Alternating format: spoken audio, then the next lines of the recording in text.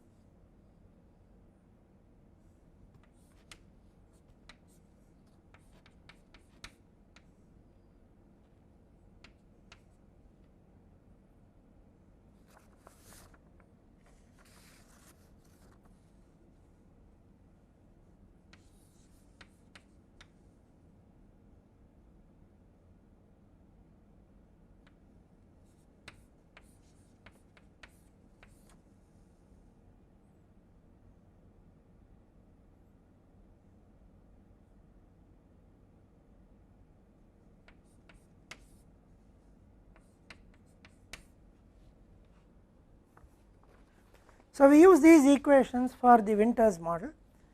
At present these equations may look a little complicated, but it is easy to explain these 3 equations. Now, A represents the level, or which is the base data, B represents the trend or the slope, and C represents the seasonality.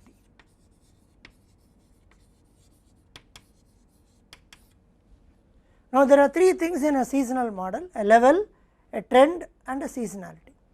For example, to explain with this data, the level values are like 157, 173, 189. It actually exhibits both level and trend. One could think of 157 as a level, and then there is an increasing trend. So, there is a slope which takes it to 173 and then to 189 and so on. There is a seasonality. For example, the seasonality index associated with this is 53 divided by 157. So, now if we see that the level for a period t plus 1 has two parts exactly as in the exponential smoothing equation. Alpha is an smoothing constant. So, alpha times dt by ct, dt plus 1 by ct plus 1 plus 1 minus alpha times at plus bt. Now, if we are in period t and at that time the level value is at, then the level value for the next period will be the earlier level plus slope. So, you have an at plus bt which kind of represents the at plus 1. Similarly, if there is a demand dt plus 1 in that period and there is an associated seasonality of t plus 1, so demand by seasonality would also give the level value at that period. Therefore, the actual level value of t plus 1 is a weighted average of this term and this term, where this is multiplied by alpha and this is multiplied by 1 minus alpha. So, if you are in period t and then we want to find out the level for period t plus 1, one can use this particular formula to get the level at period t plus 1. Now, similarly, slope at that period also has two components. Now, always the difference between two levels represents a slope. So, at plus 1 minus at is one measure of slope, and the slope at period t, which is bt, is another measure of slope. So, the slope at or for period t plus 1 is a weighted sum of two slopes. So, beta times at plus 1 minus at, which is again equivalent of a slope, and 1 minus beta times bt, where beta again is an exponential smoothing constant. Similarly, seasonality, you can see the subscript is t plus p plus 1, which essentially comes because if I am somewhere here, then I am this is, if this is called C1, C2, C3, C4, C5, C6, C7. So, if we are at 2 and the number of periods is 4, t plus p plus 1 is C7 is what we are computing, which is essentially computed from this as well as this. So, you will have dt plus 1 by at plus 1 demand, the demand by the total, the level which represents the total demand. This is a measure of a seasonality index. This is also the measure of seasonality index from the previous one. So, once again it is a weighted sum of two seasonality measures, where gamma is the exponential smoothing constant. Now, after we compute all these, we try and get the actual forecasted value, which is given by this equation. So, what we will do now is we will try and show some computations and explain how we do the calculations for the Winters model. So, let us take the same example and do that. So, in order to do this, we also need to do some initialization. So, we will assume C1 to be equal to 0.34, which actually is 53 divided by 157. C2 is 0.14, C3 is 0.24 and C4 is 0.29. So, let us initialize these three values.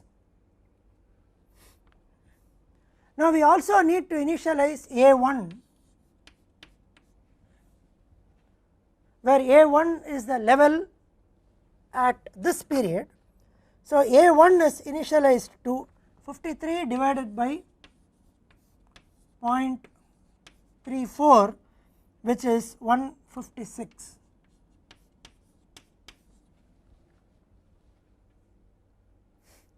There is a small rounding off error which is acceptable. 0.34 was obtained on the division of 53 divided by 157, so it is rounded off there. So the rounded value gives us a 156 as the level value. So we now know the level value here, which is A1. Now we have to find out the level value for A2, the corresponding slope B2, and so on. So we also use alpha equal to 0.2, beta equal to 0.3 and gamma equal to 0.25 as the smoothing constants, and we also need to use a value of B1 which is taken as 4, which is roughly the slope here, because 157, 173, the difference is 16 over 4 periods gives us a slope of 4. Once again 173, 189 gives us a slope of 4. So we now have initialized all the values so that we can do these computations. So let me show those computations again. So A2, which is level for period 2, is 0.2 into 156 plus 0.8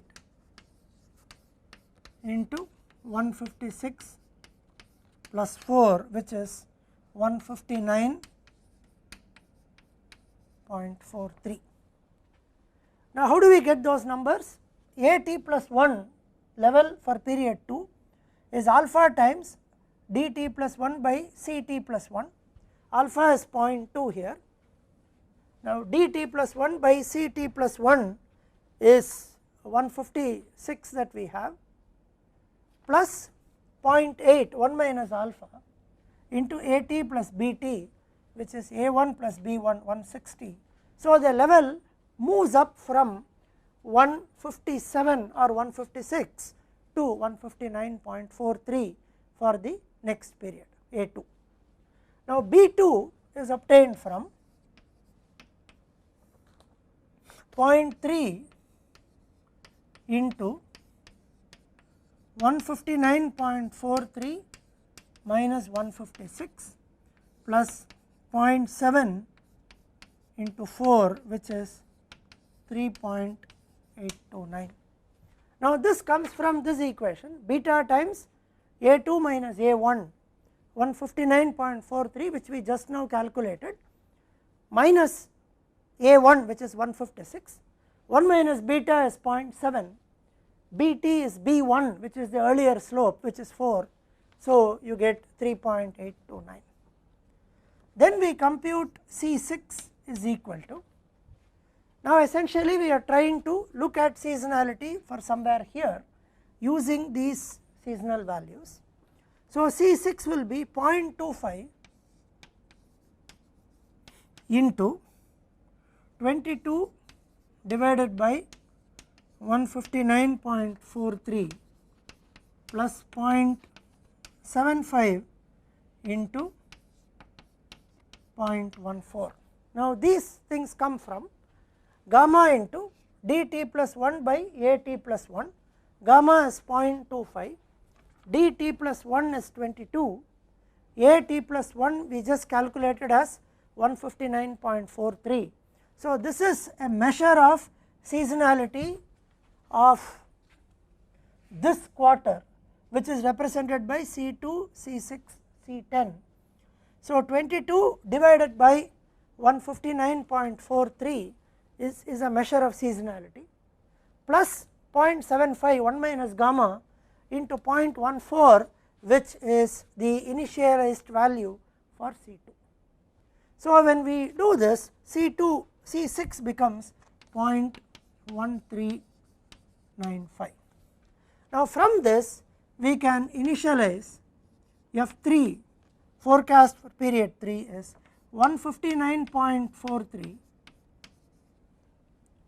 into or plus 3.829 into 0.24,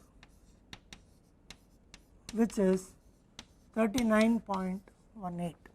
Now let us go back to F3 this is our F3, this is the actual D3 is known. So, the forecast for this is 139.18. That comes from the level at the end of 2 is 159.43. So, level plus slope would take it to 159.43 plus 3.829, which is here, and that is multiplied by the seasonality, which is 39.18. So, now we have shown one full round of calculations. Now, once this is known, we can continue the calculations by now starting to compute A3. So, A3 will now become alpha times D4 by C4 plus 1 minus alpha times, I am sorry, we compute A3. So, A3 is equal to alpha times D3 by C3 plus 1 minus alpha times A2 plus B2. So, now we know all the values. D3 can be got from here, which is 37, C3 is 0.24, alpha is known, 1 minus alpha therefore is known, A2 and B2 are calculated, are available there. So, we can calculate this A3. Similarly, we can calculate B3 as beta times A3 minus A2, A2 is known, A3 has been just calculated, 1 minus beta times B2, B2 is known from the previous one. So, we can calculate this one. Similarly, we can calculate C7 because gamma is known, D7 by A, this is 7. So, D3 by A3 is known plus 1 minus gamma, C3 is also known. So, we can calculate C7, from which we can calculate F4. So, we can continue with the Winters model, and finally, we have a value F13 forecast for period 13 is 67.29 with the updated values. Seasonality values are also calculated accordingly and kept updated. So, finally, the forecast for period 13 is 67.29. So, if we want to forecast the value here from using Winters model, we would get 67.29 here, and then we use this model to continue to compute this and so on. Now, what are the advantages of the Winters model? One is we have used exponential smoothing. The very idea that we consider all the data points, we give more importance to or higher weightage to the more recent data points and so on. Now, all the three important things like level, slope and seasonality index are updated using a simple exponential model, where in some sense two things are captured, the value at period t and then the value at period t plus 1. So, they are captured in this, each has a two components connected by the weights, and the alpha, beta and gamma are the smoothing constants. And then we have a relationship that the forecast is level plus trend multiplied by seasonality. Now, this also answers a very interesting question that we posed in the previous lecture. Now, if we have a data like this, now can we simply take 53, 58, 62 and forecast the next value? Can we take 22, 25, 27 and forecast the next value? The answer to this is no from a forecasting point of view.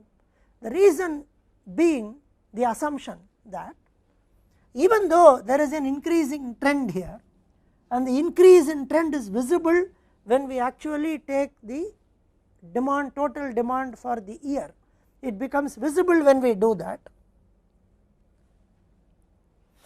If we see here, we see an increasing trend, but we do not actually see an increase in this direction, because the values are very different and they are multiplied by the corresponding seasonality index. By using the Winters model, what we are trying to say here is that in some sense the 16 increase here is actually spread as 4 in each season, and that is the reason we also got something like 67.29, which is 62 plus some 4 plus something, that plus came because of the increased weights to more recent data. So, to that extent Winters model is able to capture, is able to put into each period the fact that there is an increase and that increase is captured by deseasonalizing it. Second advantage perhaps is, if we were given the demand here, let us say if the actual demand here turned out to be 67 and then we want to make a forecast here, we could directly use these formulae and get the forecast here. Whereas if we had delinked them and said I am going to do this and then something here without doing any of these, we are not capturing the effect of these data points on a subsequent forecast. So, Winters method also helps us in trying to do the forecast with data which is not fully complete with respect to a year. You could have only 2 or 3 pieces of data and then you could do the fourth and then you could proceed. So, with this we have kind of seen forecasting models, essentially time series forecasting models for level data, which I called as a constant model, then for level plus trend and then level plus trend plus seasonality. So, we have essentially covered 3 aspects of it, which is level, trend and seasonality. Now, there are other things which also needs to be covered in forecasting models. It is also customary to do what are called cyclic models or cyclicity, and usually cyclic models have a larger time period than the models that we have seen here, and cyclic models are usually represented using sinusoidal curves.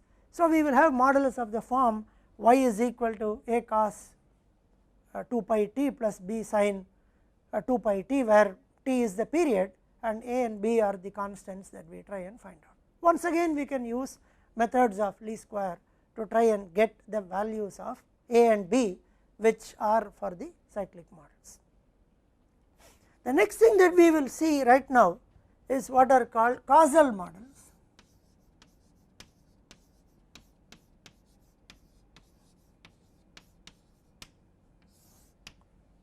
In the causal models we try and fit something of the form y is equal to a plus bx, where y is the variable that we are actually trying to forecast. Now, it depends on another variable x, which is the independent variable, where y is the dependent variable that we are trying to forecast. The normal example given is, for the grain output would depend on the amount of rainfall. So, x is the independent variable which is your rainfall, for which we have the data, y is the dependent variable and then we want to forecast y for a given value of x. So, if we have for example 6 periods of data for the grain production and we will require 7 periods of data for the rainfall. So, for example, if we want to fit y equal to a plus bx, if we want to do y7, which is the forecast for period 7 for the variable y, or we can call it f7, which is the forecast for period 7, then that will be a plus 7. Now, we need a plus b into x7, where x7 is the data for the independent variable for period 7. Unlike in time series the forecast for period 7, the data we would use only up to period 6. In a causal model we also require data for the independent variable for period 7. Methodology wise, the fitting a plus bx and a plus bt are one and the same, except that x will replace t in the causal model. So, methodology wise it is the same. You can once again take y minus a minus bx the whole square, which represents the error sum of squares. Error sum of squares, we call it E square is equal to sigma y minus a minus bx the whole square. Now, one should also note that actually though we are trying to, while this is the model, we assume that the given data has a small noise or randomness which we call as epsilon, and then that creates a small error. Therefore, y minus a minus bx is actually not 0, but some value. Otherwise, if we start looking at y equal to a plus bx here, and when I write y minus a minus bx, then one would think that it is 0. It is actually not. There is a small error component whose square we actually try to minimize. Now, we can partially differentiate with respect to a and b, which are the unknowns, to try and get the two equations, which is sigma y is equal to Na plus b sigma x, and sigma xy is equal to a sigma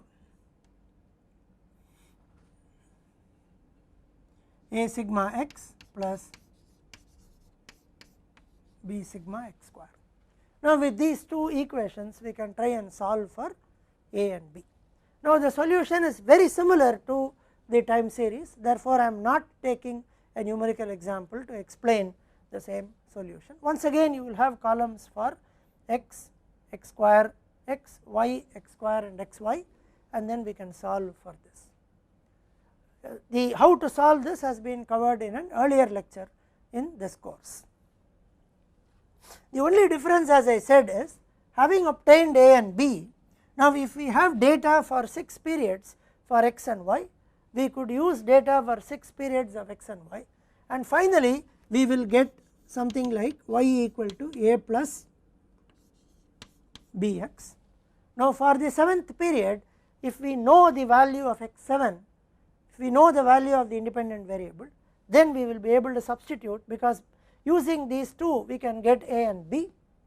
So, we can substitute to get the value of y, which will be the forecast for the 7th period or a subsequent period.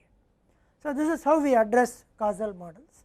Now, what is always possible to build causal models of different types, it need not be a plus bx. For example, we can build causal models of the form a plus bx1 plus cx2, or we can build a plus bx plus cx square, or we can build y equal to a x power b, and so on. Now, when we build y equal to a plus bx1 plus cx2, it means there are two independent variables which influence the behavior of the dependent variable y. So, the methodology will now shift to minimizing sigma y minus a minus bx1 minus cx2 the whole square. So, there are 3 unknowns a, b and c. So, partially differentiate with respect to all the 3 of them to get 3 equations here instead of 2, and then we can solve those 3 simultaneous equations to get a, b and c. And for the period to which we want to forecast, we need the values of x1 and x2. We can substitute and try and get the actual value. If we fit a model like this, there is only one independent variable, but then there is a quadratic term here. So, we will try and minimize y minus a minus bx minus cx square. Once again, there are 3 things that we have to calculate, a, b and c. We will partially differentiate to get 3 equations. So, we will get a third equation which will say sigma x square y is equal to a sigma x square plus b sigma x cubed. So, there will be another term also, there will be a third term also. So, you can partially differentiate it to get 3 equations involving 3 terms a, b and c, so that we can fit a quadratic and do it. If we fit a causal model of the type y equal to a x power b, then what we need to do is to take logarithm on both sides to get log y is equal to log a plus b log x. So, this will become log y is equal to log a plus b log x. Now, log y will be replaced by a variable y. This will be by another constant a plus log x will become another small variable x. So, now we fit small y is equal to capital A plus b small x. Now, this model is very similar to this model. So, we need to now instead of log a we will actually end up getting this a, and then from this a we need to go back to get this small a, because this is representative of log a. So, at some point these things become a little bit of substitution in mathematics, but the basic methodology is to try and fit something of the form a plus bx or a plus bx plus cx square or a plus bx1 plus cx2, and then try and minimize the error sum of squares and get the line of best fit, assuming linear, and if it is quadratic, the quadratic curve of the best fit. So, in almost all the causal models, the underlying methodology is to try and convert it to linear or quadratic as the case may be, and try and determine the line of best fit and then proceed. And as I said, the error sum of squares thing is very similar to what we have seen in the basic time series forecasting model. Now, we come to the last part of the forecasting, which is to try and find out the goodness of a forecast.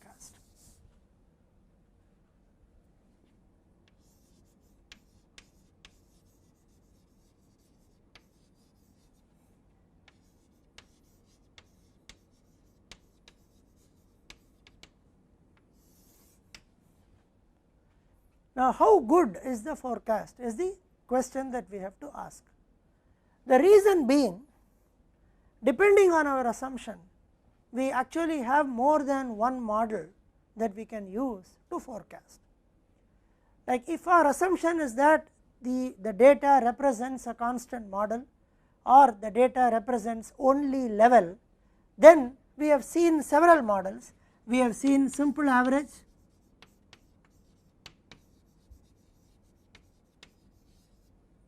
we have seen moving averages,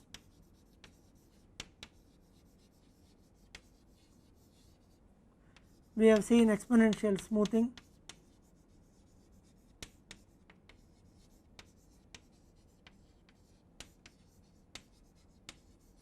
all these if we have only level. If we had L plus T, that is level plus trend, we have seen two models. One is linear regression,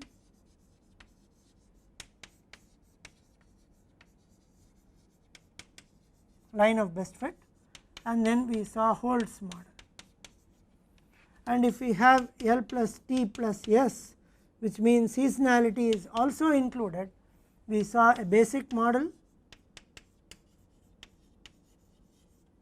and we saw Winters model.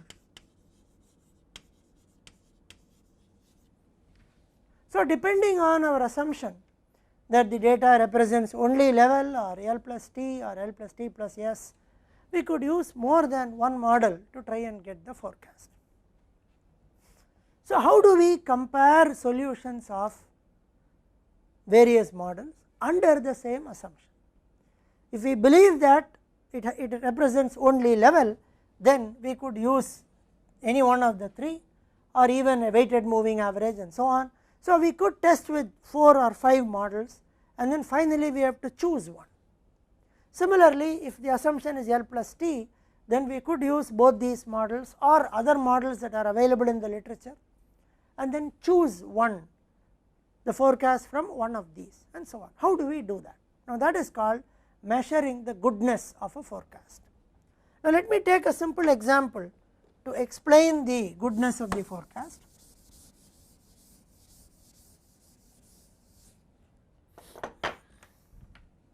Now, let us explain it using a very simple example. So, let us take some data which is 30, 32, 33 and 35. Let us say this is the, or let us assume we take data which is 30, 32, 31, 30. Now, we can assume that this represents only level, because at the moment we do not see a visible trend here. So, let us say we take only level data, and let us say we are going to use the total comes to 123 is the total. So, simple average is 30.75 is the simple average.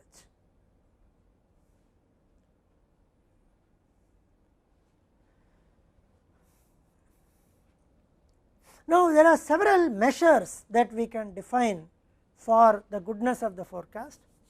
So, we are going to do one is called mean absolute deviation,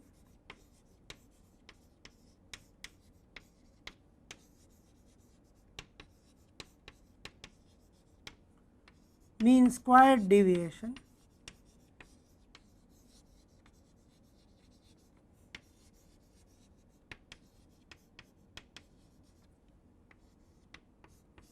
mean percentage deviation,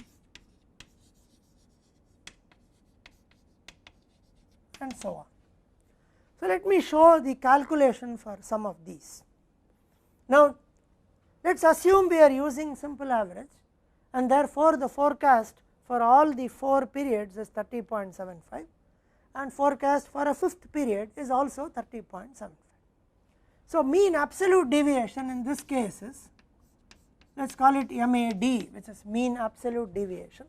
Mean absolute deviation would be sum of this.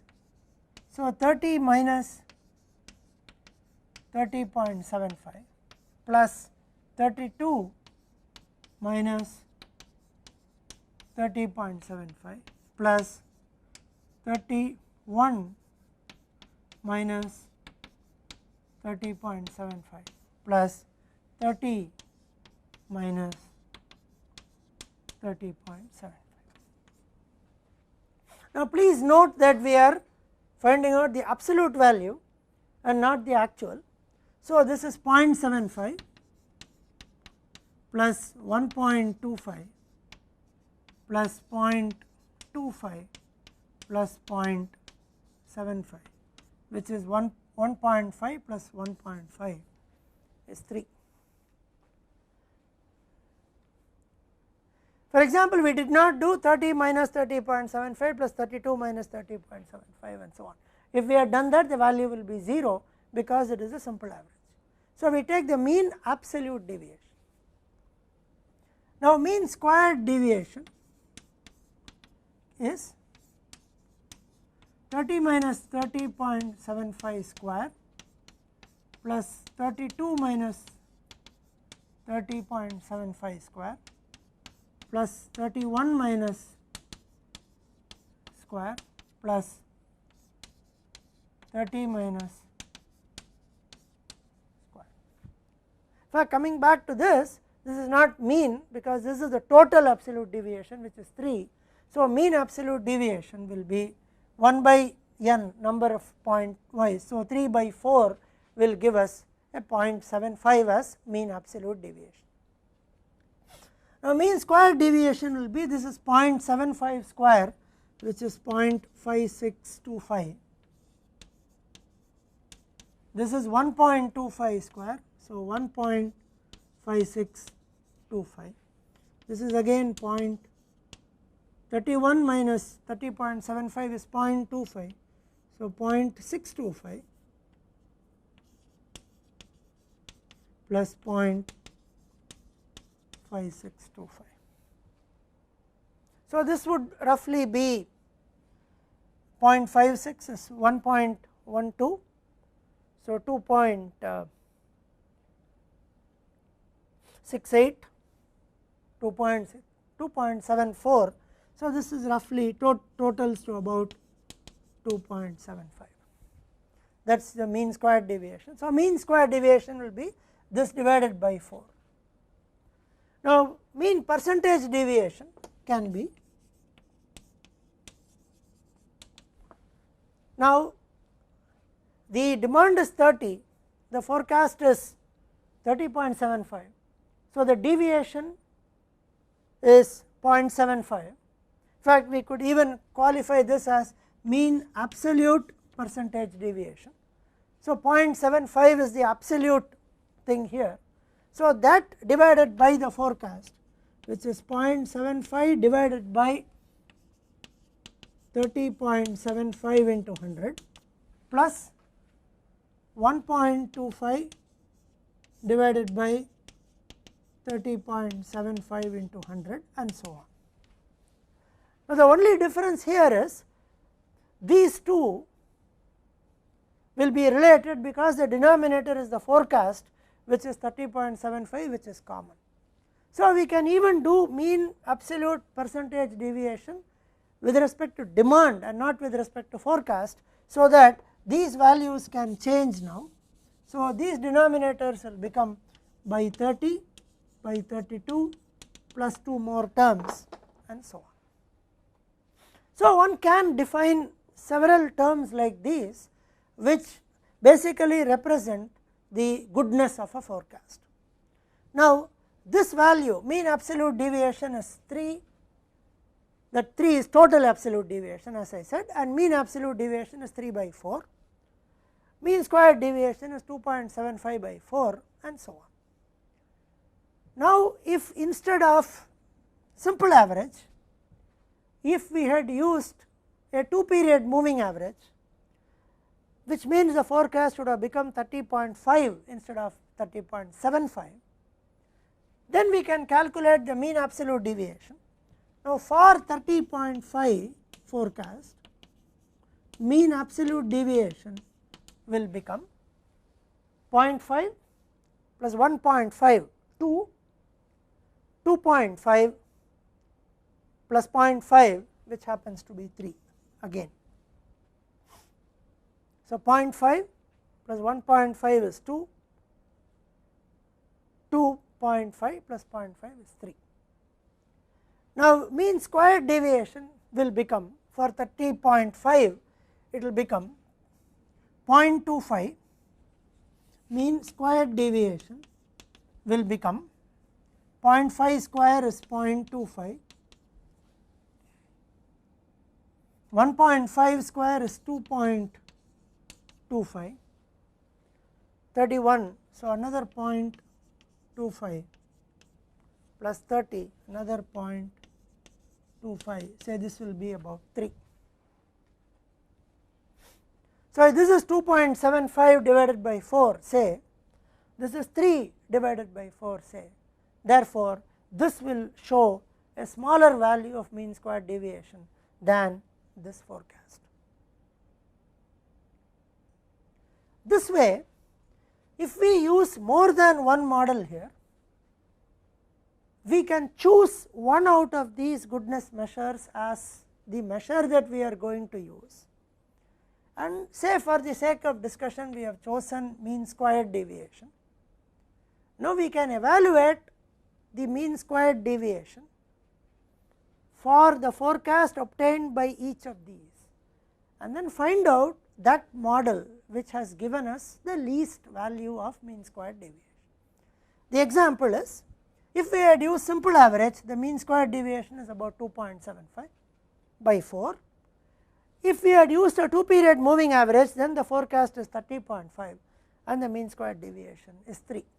Therefore, we could say that if we had used mean squared deviation as the criterion to measure the goodness of a forecast, then the simple average is a better forecast than the moving average. But then one has to be a little guarded when we consistently choose mean squared deviation as the measure of goodness. If we look at it very carefully, statistically simple average is always the measure that will minimize the error sum of squares or mean squared deviation. The very definition of simple average comes from there. Therefore, if we take the simple average, it will always be better than any other forecasting method if we are using mean squared deviation as the criteria. So, usually mean squared deviation is not taken as the measure for measuring the goodness of a forecast. Normally, mean absolute deviation is taken as a measure for the goodness of a forecast, simply because mean squared deviation is kind of little bit biased towards the arithmetic mean. But another way of overcoming that is also this. Here what we did was we took all the arithmetic mean and then we said 30.75. We could have done something else. If we have only this data, the arithmetic mean is 30. If we have this data, the arithmetic mean is 31. If we have this data, the arithmetic mean is 31, and if we have all 4 data, arithmetic mean is 30.75. Now we can find the error sum of squares as 30 minus 30 square, 32 minus 31 square, 31 minus 31 square, 30 minus 30.75 square. If we start doing that, then our basic idea that simple average will always be the best when we use this measure need not happen. So there are several issues like this that we can look at, but the very basic idea is to look at one of the measures and use it consistently. Often the suggested measure is mean absolute deviation. Now use that measure, and then if you have forecast using more than one model, evaluate it based on this measure and choose that one which gives the minimum value. Then we can get into another question. For example, if we have a data which is like this, if we have a data which is like 30, 34, 36, 39, so clearly this data shows trend. So we could use this or this. For example, if we had 30, 32, 31, 30, at the moment we can say that it does not show trend, but one could say that let me try and fit y equal to a plus bt. B is going to be small if it does not show any trend, or B is going to be 0 if it does not show any trend. Can I do that? The answer is not. In principle, we have to check what are the assumptions, and after the assumptions we try and get the model. We do not want to fit a model and depending on the result of the model go back and correct our assumption, oh well this may exhibit trend. So that is not usually the practice.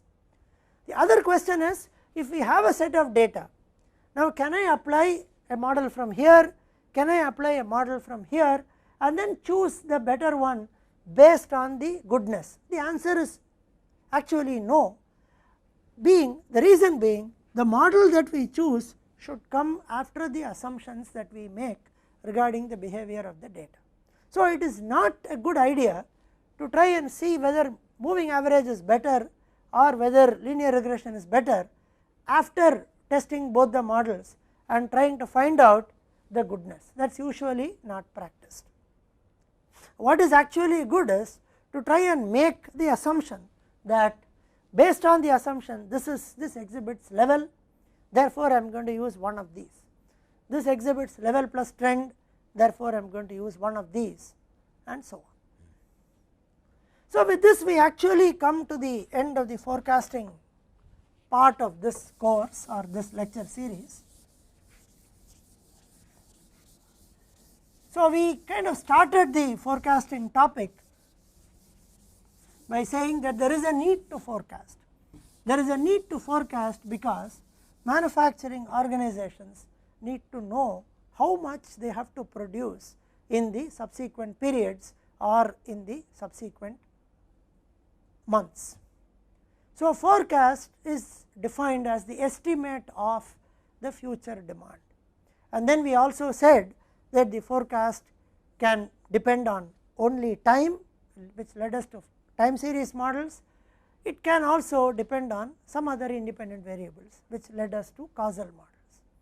Within the time series we saw level, level plus trend plus seasonality, and we saw some causal models, and we also saw how to measure the goodness of a forecast. The next question that comes is, well, after the forecasting what do we do?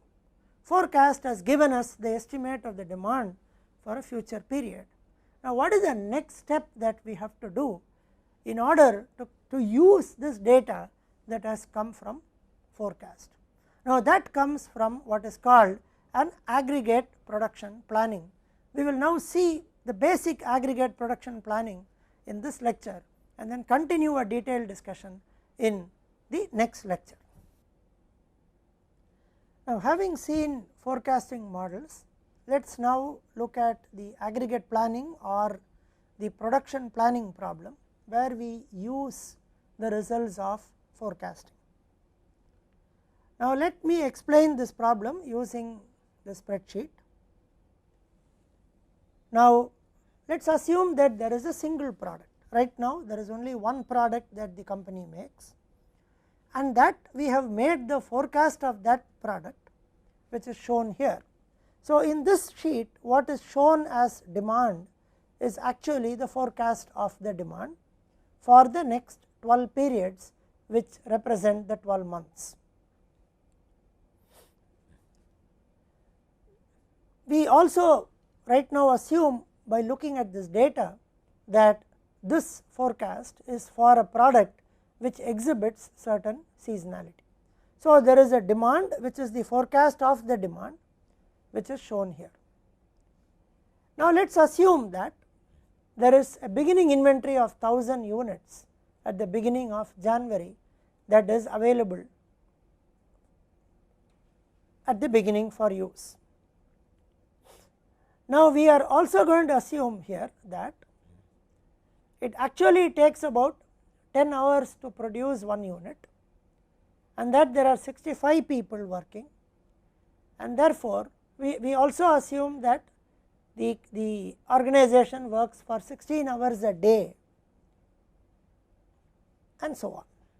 So, all these assumptions finally give us that it is possible to have 104 units which are produced in a day using what is called a regular time production. Now, let us spend some time on this spreadsheet. Now, this column shows the 12 months of the year that we have, and right now let us look only at the beginning inventory of January, which talks about 1000 units. Now, demand or forecast of the demand is known here, and this adds up to 30,300. Now, we also have what is called RT days, which is the number of days available in each month for regular time production, and these are 22, 18, 22, 19 and so on. So, this data is also known. We also have what is called OT days, which means the number of days available for overtime in each month, which is given by 4, 4, 5, 4, 5 and so on. Now, if we have 22 days available in January, which is shown here, now we can produce 2288 units in January, a maximum of 2288 units, which comes from 22 multiplied by 104. This also is known and can be calculated once these numbers are known. Once the RT days column is known, RT capacity can be calculated. We can also calculate the OT capacity column, because in a maximum of 4 OT days available for overtime, 104 into 4, which is 416 units, can be produced using overtime. So, this column can also be calculated once the numbers in this column are known. Now, we can also calculate the total capacity in each month, which is the sum of the regular time capacity and the overtime capacity, as shown here also. The first term represents regular time capacity, second term represents the overtime capacity. So, this is also known. Now, we are going to ask ourselves this question: what is going to be the total production in each month, so that we try and meet the demand or forecast of the demand. So, now as a user, let us say that we start filling these values, which are the total production in each month. So, if we fill this number 2704, right now the total capacity that is available to the left is going to guide us in filling these values as total production. So, total production cannot exceed the total capacity in each month. So, if we fill a 2704 as the total production for the month of January. Now this 2704 has to be distributed to regular time production and overtime production. There is a regular time production cost of 100, there is a overtime production cost of 130. Since it is cheaper to produce in regular time, out of the 2704 that we have decided, 2288 will be produced using regular time and the balance will be produced using overtime.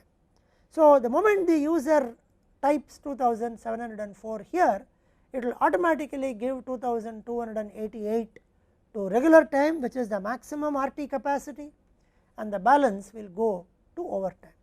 So the user actually fills the production quantities for each of these 12 months. Now the moment the 2704 is typed by the user, now there is a beginning inventory of 1000 which is available here. There is a total production of 2704. So we get 3704 less 3000, which is the demand, gives us the final inventory of 704. So the ending inventory for January is calculated this way. Now what are the costs? There is a regular time production cost, there is a overtime production cost, there is an inventory carrying cost, there is a shortage cost. Now we have already seen that the regular time production cost is 100. So to produce 2288 units, the cost is going to be 2.288 lakhs. Overtime cost is 130. To produce 416 units, it is 416 into 130, which is 0.5408 lakhs. Ending inventory is 704 units. There is a 20 rupees for the inventory cost. So 704 into 20 would give us 0.1408. Since ending inventory is positive, there is no shortage, so shortage cost is 0, and the total cost is a sum of these 4 costs, 3 costs in this case because shortage is 0, it is 2.9696 lakhs. Now the ending inventory of January, which is 704, will become the beginning inventory of February, which is 704, and if we decide to produce 2288, which is the actual capacity, we have a negative ending inventory. We can calculate the RT cost, the OT cost. The inventory cost is 0 because there is negative ending inventory, and the shortage cost is 0.04 because 8 units are short, shortage cost is 500, 500 into 8 is 4000, which is 0.04 lakhs. So total cost for February is 2.4528. So like this, the user will type the values for the total production for the 12 months, and we can write this spreadsheet in a manner that the total cost is 33.1738 lakhs. So if the user chooses to produce 2704 in January, 2288 in February, and so on, the total cost is 33.17 lakhs. The question is, what should be the production quantities in these 12 months such that the total cost is minimized? Now this problem is called the aggregate planning problem, where given capacities and given the forecast of demands and given the various costs, in this particular spreadsheet we have used regular time cost, overtime cost, inventory cost, and shortage cost. What should be the production capacities such that the total cost is minimized? Now this problem is called the aggregate planning problem, and we will see more about this problem in the next lecture.